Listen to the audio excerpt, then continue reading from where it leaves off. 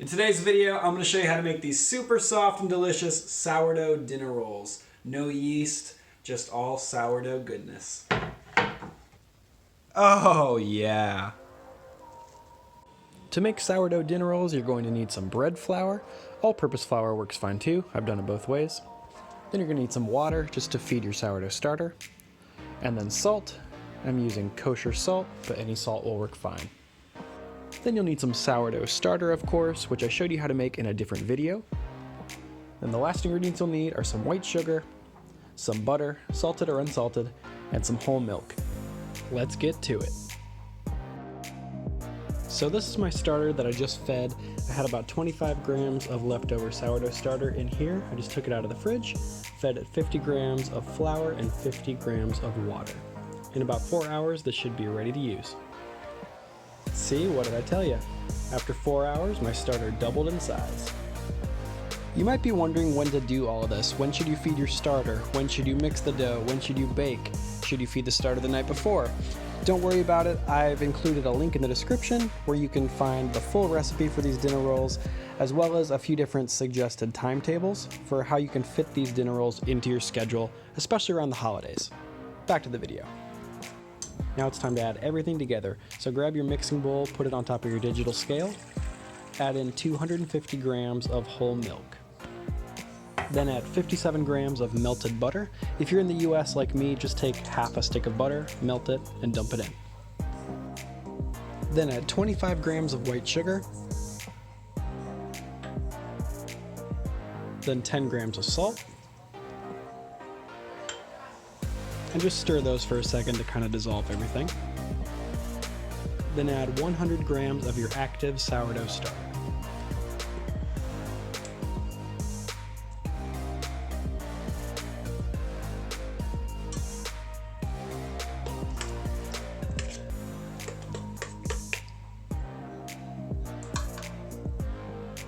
Then finish off the ingredients with 450 grams of bread flour. Again, you can use all-purpose flour for this recipe too. This recipe is actually kind of similar to my regular sourdough bread recipe. I just swapped out the water for milk and I added some sugar and butter to the recipe. All that milk, butter, and sugar really makes the difference between crusty, rustic sourdough bread and soft and fluffy rolls. Once your dough is mixed together into a shaggy mess with no dry bits remaining, it's time to knead this dough. You can knead the dough for about 8 to 10 minutes on the counter, or knead for 8 minutes in a KitchenAid style mixer like I'm using. No shame in using the mixer, no shame. Start to mix on the lowest speed possible until the dough all comes together, and you'll eventually hear the machine kind of slow down. That's when you know it's time to mix it on speed 2. Keep mixing until the gluten is fully developed and the dough holds together. This should take about 8 minutes.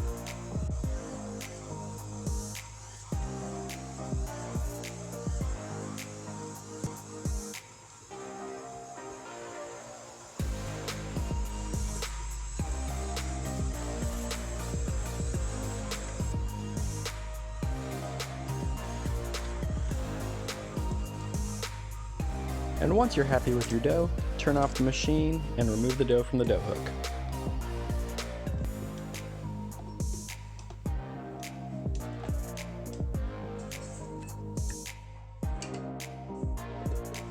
Once your dough's out on the counter, smooth it into a ball so there's a smooth side on top and a seam side underneath.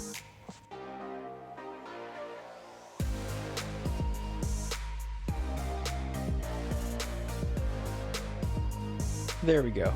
Then grease your mixing bowl with some oil or some butter and transfer the dough smooth side up into the mixing bowl. You can spray the top with a little more oil just to create a non-stick surface. Then I like to cover the dough with a skin-tight layer of plastic wrap. This keeps the dough safe from any air drafts and prevents it from forming a skin while it's bulk fermenting. If you choose to do this, make sure that you spray the top of the dough with oil so that it doesn't stick to the plastic wrap. Then let this bulk ferment at room temperature for about 4 to 8 hours, or until doubled in size. Again, if you follow the link in the description, I'll give you some suggestions for how to fit this into your schedule. It's 8 hours later for me, and my dough has almost doubled in size, and it's light and puffy to the touch. If you're used to making dinner rolls with yeast, this dough might feel a little bit different to you. It might not feel puffy enough or airy enough, but that's okay. This is a long, slow fermentation process with sourdough. With sourdough, you're going to get a lot better flavor that you're really missing out on with yeasted dough. At this point, you can shape your rolls right away, or you can put the dough in the fridge and shape the rolls the next day. If you put your dough in the fridge overnight like I did, make sure you take it out and let it come back up to room temperature the next day before you shape the rolls. Once your dough has come up to room temperature, spray the pan that you'll be using with a little bit of oil or grease it with butter. You can use either an 8-inch round pie pan or a 9-inch square cake pan. I'll include a link in the description for a few good non-stick pans that I recommend. Then sprinkle your counter with a little bit of flour and flip out your dough upside down onto the floured surface.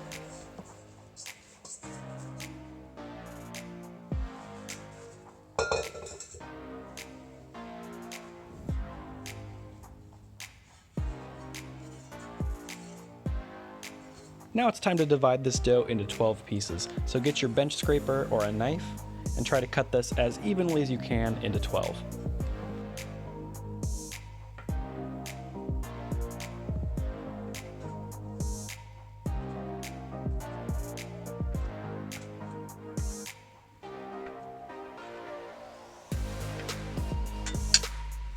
And if you want to be a stickler for size, if you want your rolls to come out as evenly as possible and look really similar, get out your digital scale and weigh these out to be about 75 grams each.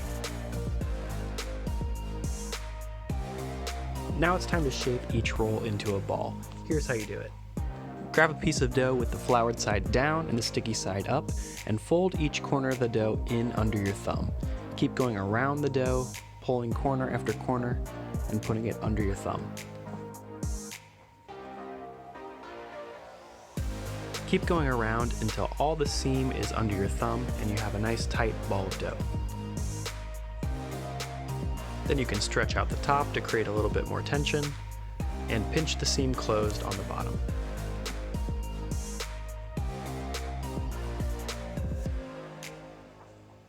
Then you can optionally do this little roll thing that all the pro bakers do on the counter. Kind of smooths it out into even more of a ball, but that's optional. And that's it. Just place each roll seam side down into the greased pie pan and yeah, basically make 12 rolls.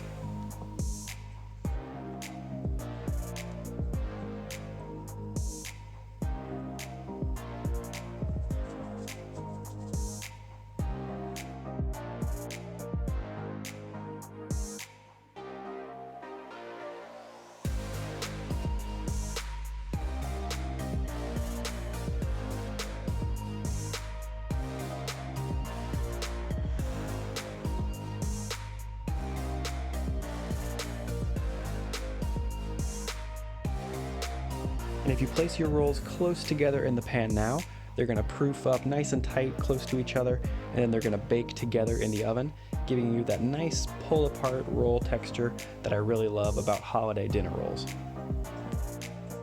Then cover these rolls with some oiled plastic wrap and let them proof for another 4 to 8 hours or until doubled in size. Okay, it's been about 3 hours. My rolls are puffy, but they're still not doubled in size yet. They're not where I want them to be, so I'm going to let them keep proofing. After 8 hours of proofing, my dinner rolls are ready to go. I find that dinner rolls really benefit from proofing until they're about the size that you want for your final dinner roll. Then just take the plastic wrap off the rolls and brush the tops with a little bit of egg wash. 1 beaten egg should be enough. Then bake these in your preheated oven for about 25 to 30 minutes. 30 minutes later, your rolls should look something like this. Now level up these sourdough dinner rolls by brushing the tops with melted butter right after they come out of the oven. And if you think you can handle it, a sprinkle of flaky sea salt on top. These little touches make all the difference.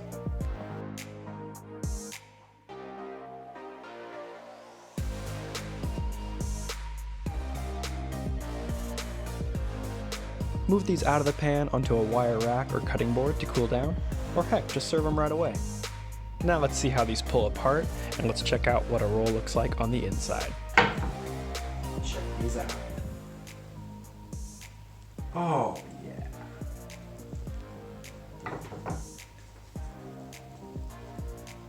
Oh, yeah. Okay.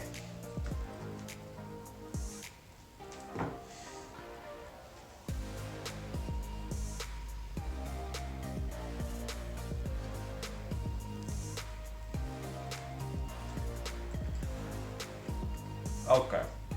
So these are super soft, fluffy, and with a slight tang of flavor that you just can't get with yeasted dinner rolls.